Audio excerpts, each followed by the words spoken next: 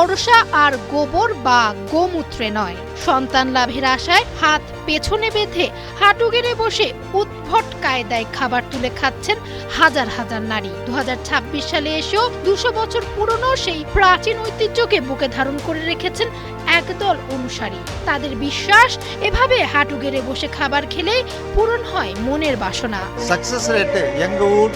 বছরে 6-7 জন মানুষ আমাদের বাড়িতে আসেন। তাদের মধ্যে অন্তত 2-3 জন সন্তান লাভ করেন। এবছর তো এক দম্পতির যমজ সন্তান হয়েছে। পরে তারা শিশুদের ওজনের সমপরিমাণ দ্রব্যাদি মন্দিরে নজরানা হিসেবে দিয়ে গেছে। মানুষ আশা নিয়ে এখানে আসে, আর যারা বিশ্বাস নিয়ে আসে তারা সফল হয়।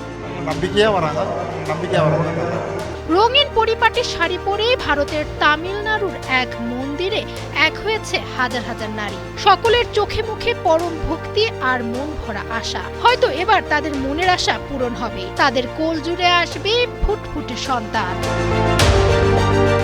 তামিল বর্ষপঞ্জিকা অনুযায়ী অত্যন্ত পবিত্র বিবেচিত আদি অমাবস্যার শুভ দিনে বার্ষিক এই প্রজনন আচার বা উৎসবের আয়োজন করা হয়। খাবার গ্রহণের আগে মন্দিরের সিঁড়িতে হাঁটু গেড়ে বসেন নারীরা।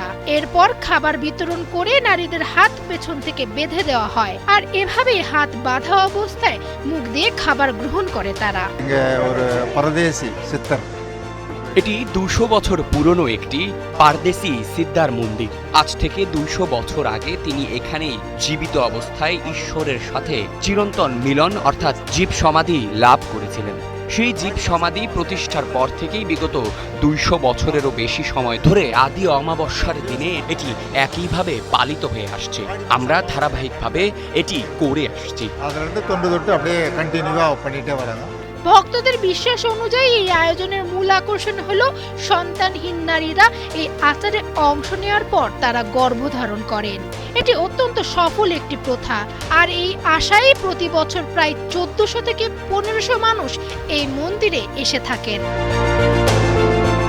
ডেস্ক রিপোর্ট, সময়ের আলো।